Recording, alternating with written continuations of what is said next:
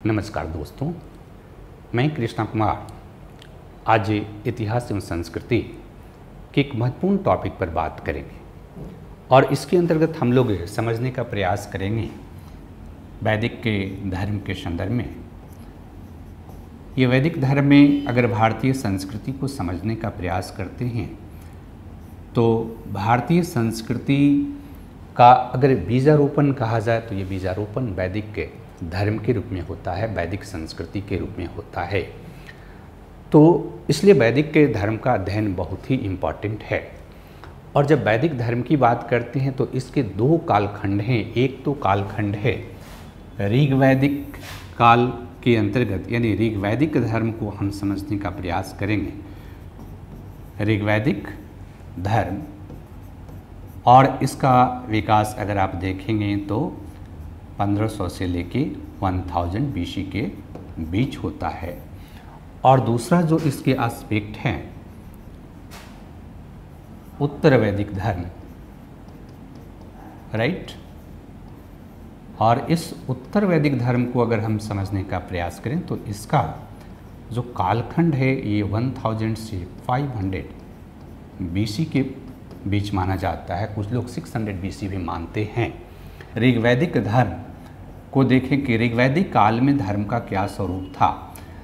तो जब ऋग्वैदिक धर्म या किसी धर्म को अगर धर्म के अंतर्गत आप दो इम्पॉर्टेंट एस्पेक्ट को देखें, अगर संकीर्ण अर्थ में ही हम लें कि धर्म क्या है, ईश्वर के प्रति आस्था एवं उसके प्रति अपने विश्वास को व्यक्त करने के लिए किया गया कर्मकांड है। तो ऋग्वैदिक धर्म जब आप पढ़ते हैं तो इस ऋग्वैदिक धर्म के अध्ययन के अंतर्गत एक तो आपको इसके प्रकृति को समझने के लिए इसके दार्शनिक जो पक्ष है, इस दार्शनिक पक्ष को आपको समझना पड़ेगा। और जो दार्शनिक पक्ष है इसके अंतर्गत कई चीज़ें हैं, राइट। और दूसरा ऋग्वैदिक जो धर्म है इसका कर्मकांडीय पक्ष, ये कर्मकांडीय पक्ष भी आपको देखनी पड़ेगी कि उस समय कर्मकांड का क्या स्थिति था, किस तरह से ऋग्वैदिक लोग जो थे अपने जो धार्मिक विचारधारा थे, जो दर्शन थे, जो आइडियोलॉजी थे और किस तरह से ईश्वर से संपर्क स्थापित करते थे। तो ये उनके कर्मकांडीय जीवन को भी रेखांकित करेगा, उस पर भी हमें ध्यान में रखना चाहिए। और जब ब्रॉड सेंस में हम देखते हैं कि धर्म का अगर व्यापक अर्थ लें तो व्यापक अर्थ में इन चीज़ों के अलावे हमें इस बात को समझना है कि ऋग्वैदिक जो धर्म है उसका समाज से क्या संबंध था, उसका अर्थव्यवस्था से क्या संबंध था, उसकी का जो संबंध राजनीतिक व्यवस्था से किस तरह से उसका संबंध था और किस तरह से यह उस काल के लोगों के सांस्कृतिक विकास में महत्वपूर्ण भूमिका अदा करता है।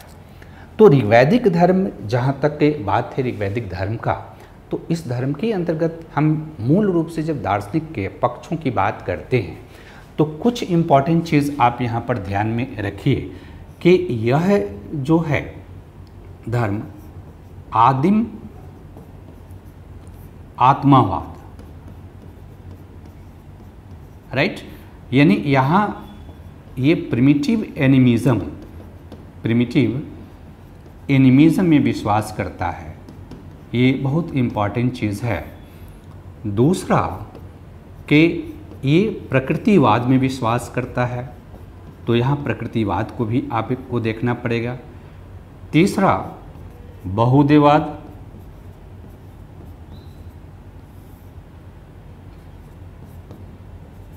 नेक्स्ट हेनोथिज्म,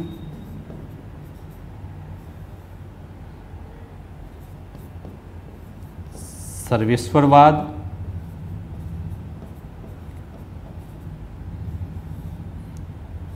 एकेश्वरवाद,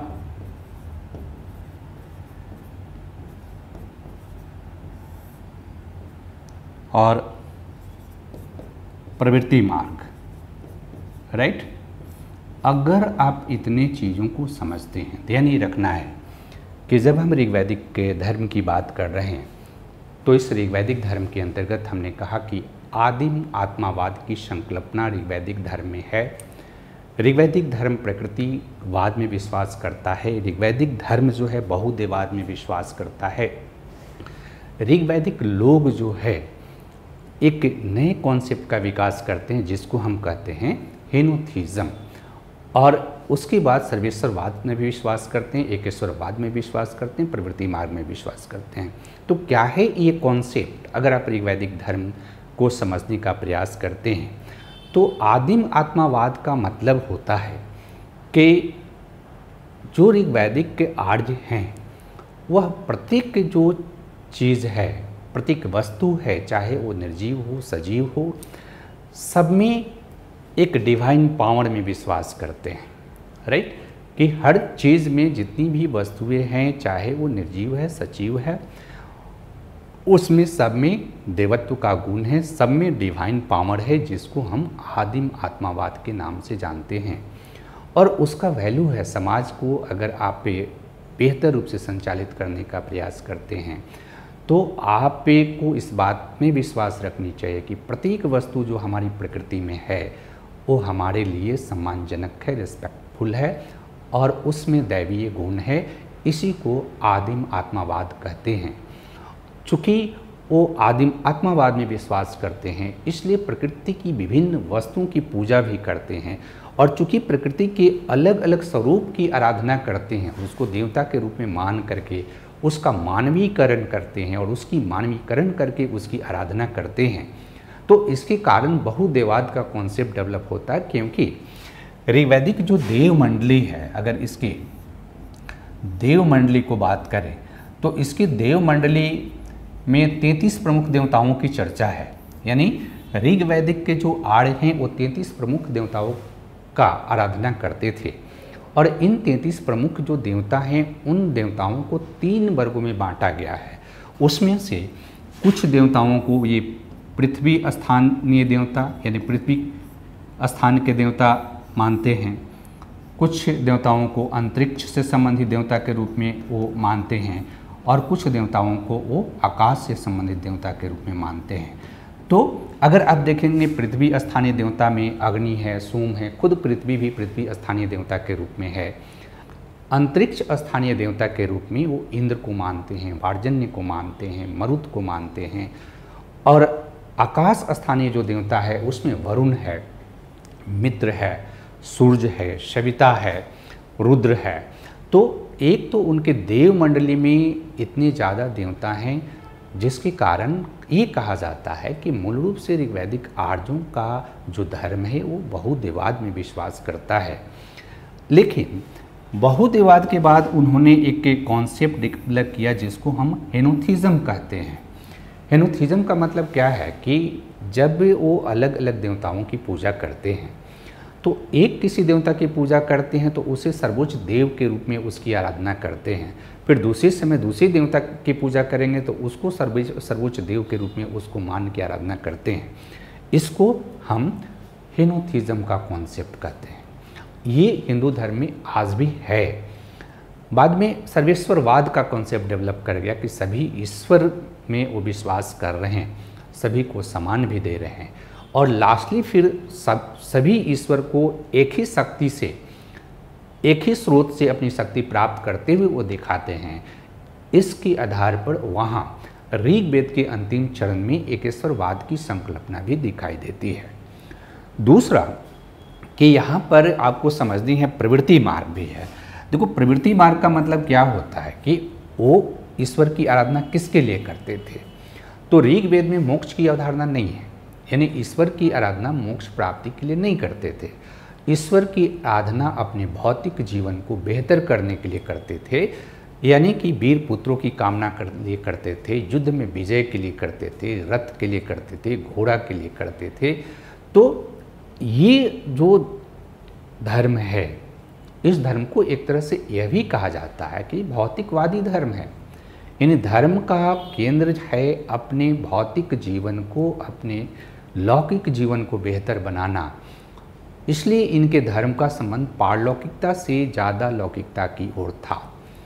दूसरा कि जब इनके धर्म को आप देखेंगे और इनके देव मंडली को देखेंगे, जैसे पृथ्वी स्थान के देवता की बात मैं करूं, तो तो अग्नि को इन्होंने कहा कि यह मनुष्य एवं देवताओं के बीच मध्यस्थ का कार्य करता है, यह घर का देवता है, यह विवाह का देवता है।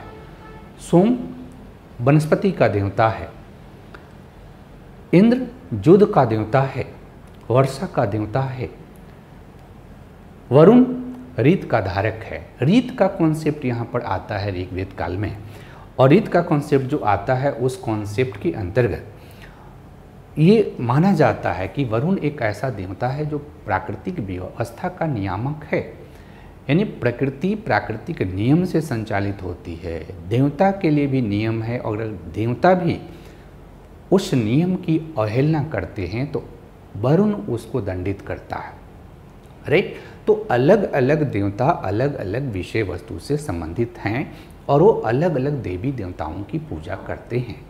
और इस तरह से हम देखते हैं कि ऋग्वैदिक जो धर्म है उसमें प्रकृति पूजा के साथ बहुदेवाद और अलग अलग तरह के कॉन्सेप्ट हमें दिखाई देता है।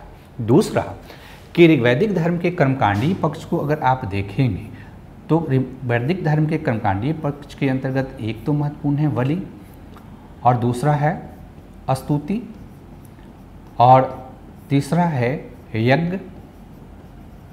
ये तीन महत्वपूर्ण चीज़ें। अब बलि, पशुओं की बलि भी होती थी, ये बात है, लेकिन बलि का संदर्भ यौ नामक फसल से भी है, और आमतौर पर यौ की आहुति भी वो देते थे, यौ और शाक की आहुति भी वो देते थे, जिसे भी वो बलि के रूप में दिखाते हैं। स्तुति पाठ उनके धर्म का मूल तत्व था। जो कर्मकांड था उसमें सबसे ज़्यादा स्तुति पाठ था। हालांकि वो यज्ञ भी करते थे, और यज्ञ परिवार के लेवल पर भी होता था।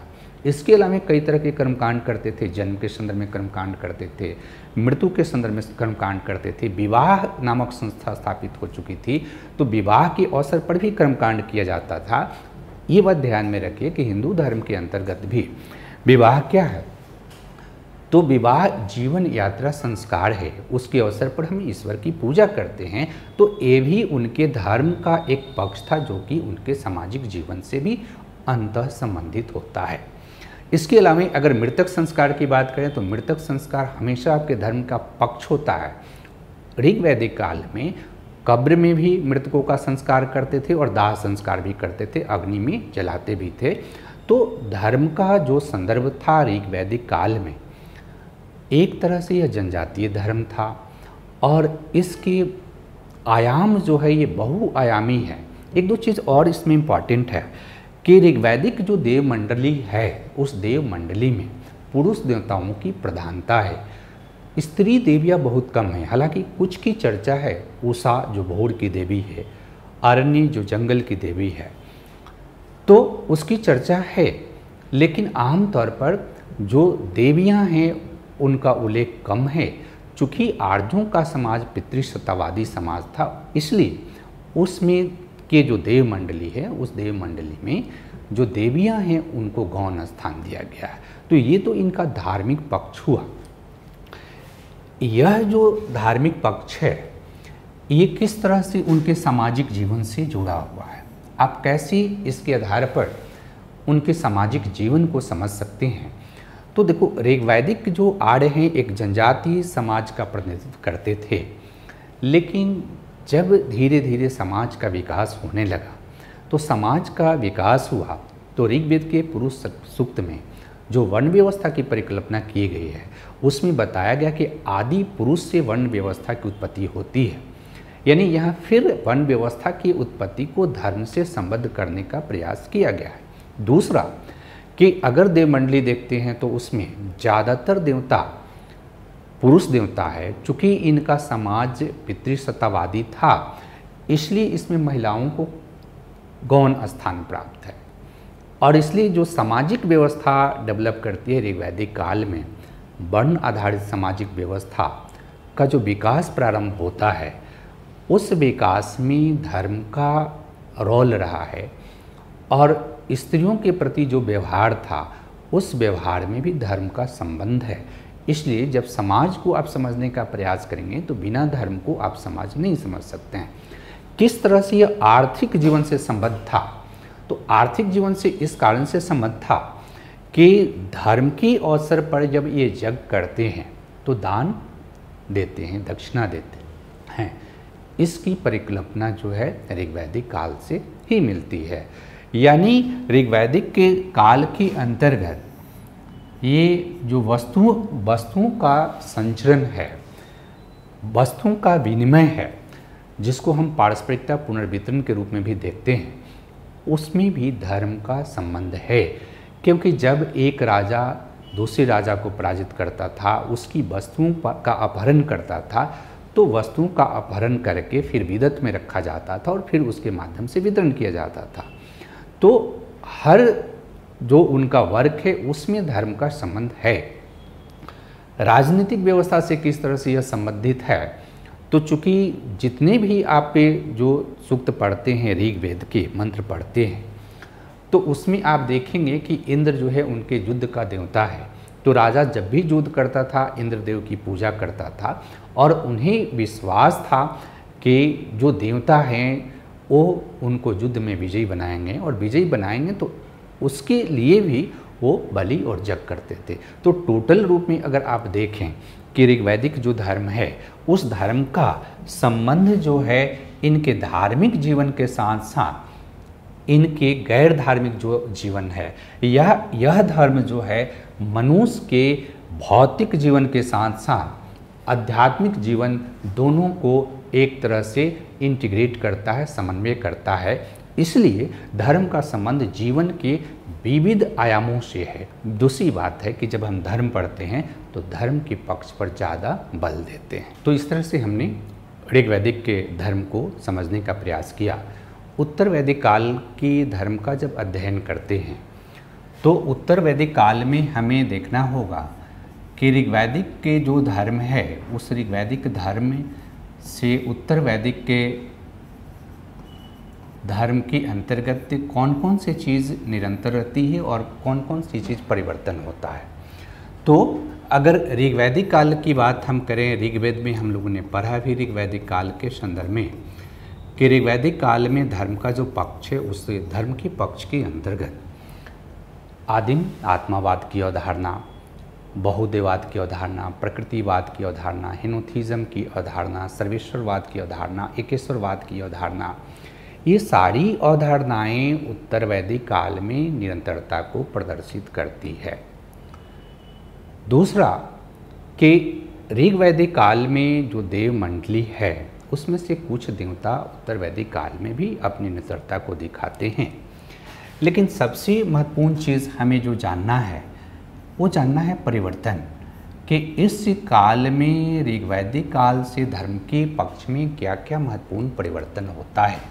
तो परिवर्तन का एक महत्वपूर्ण चीज़ यहाँ पर अगर देवता को आप देखेंगे, देवताओं के महत्व को देखेंगे, तो देवताओं के महत्व को अगर आप देखते हैं तो ऋग्वैदिक काल में यहाँ पर देवता जो हैं इंद्र हैं, अग्नि हैं और वरुण है, ये महत्वपूर्ण देवता हैं, राइट।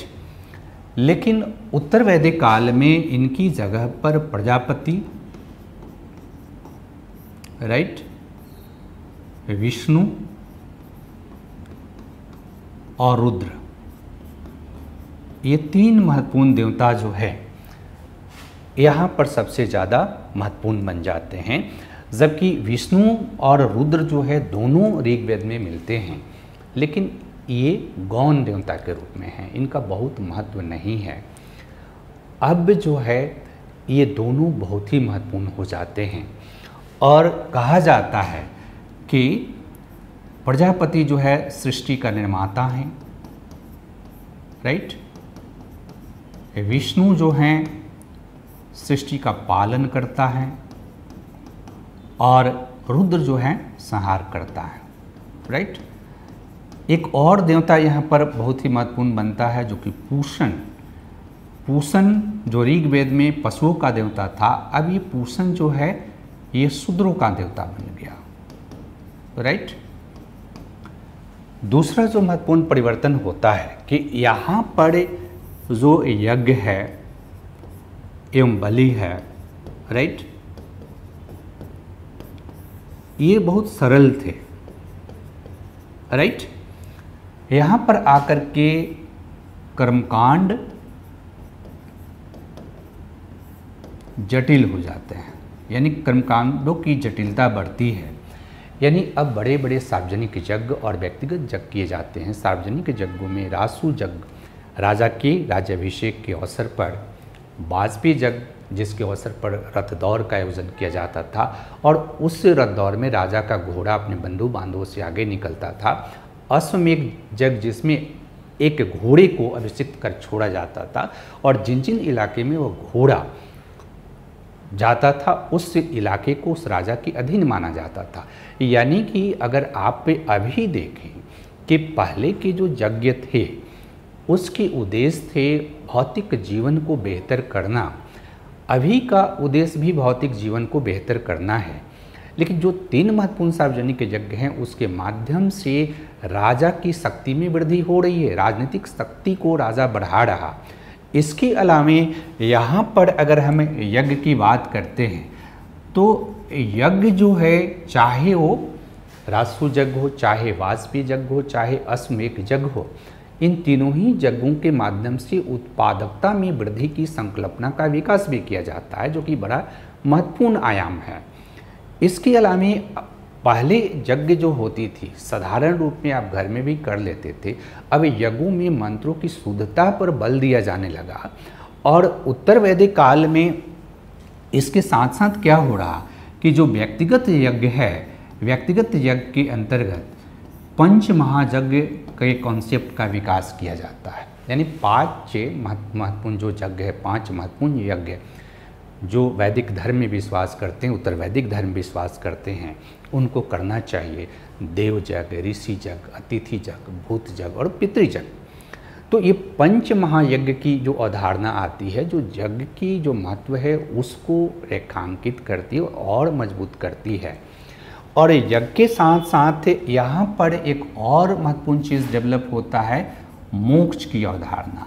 तो मोक्ष की अवधारणा जो डेवलप होती है उत्तर वैदिक काल में कि अब जो धर्म है उस धर्म का संबंध क्या है, मोक्ष प्राप्त करना, जन्म मरण के बंधन से मुक्त होना। ये मोक्ष की कॉन्सेप्ट जो था वो ऋग वैदिक काल में नहीं था। लेकिन उत्तर वैदिक काल का जो धार्मिक जीवन है उस धार्मिक जीवन के अंतर्गत कुछ और नवीन चीज़ यहाँ पर दिखाई देता है। जैसे आरण्यक जो ग्रंथ है, यहाँ पर ध्यान में रखना है कि आरण्यक ग्रंथ में रहस्यवाद का विकास दिखाई देता है। और ये रहस्यवाद की प्रवृत्ति का जो विकास होता है, यह एक तो यज्ञ एवं बलि का जो महत्व है उस पर सवाल उठाता है।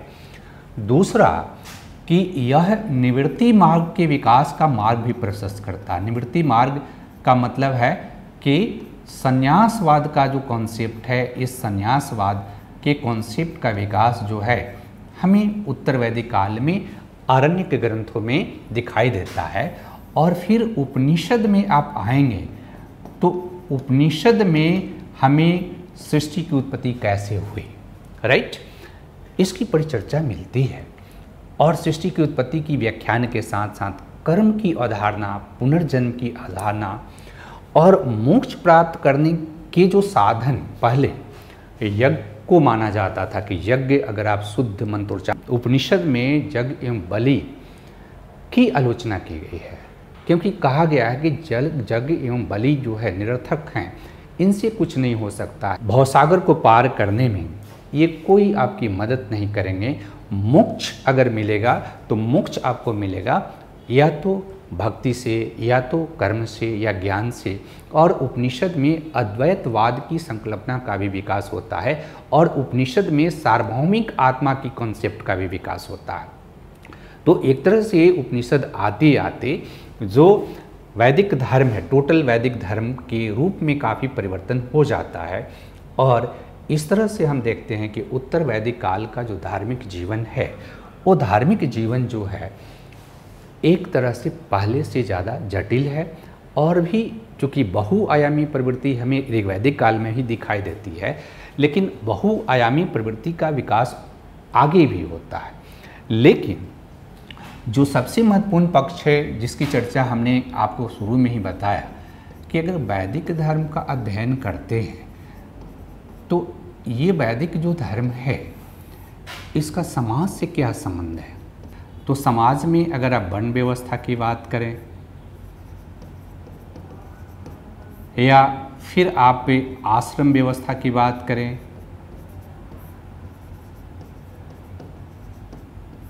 या पुरुषार्थ की अवधारणा की बात करें या कर्म एवं पुनर्जन्म की अवधारणा की बात करें,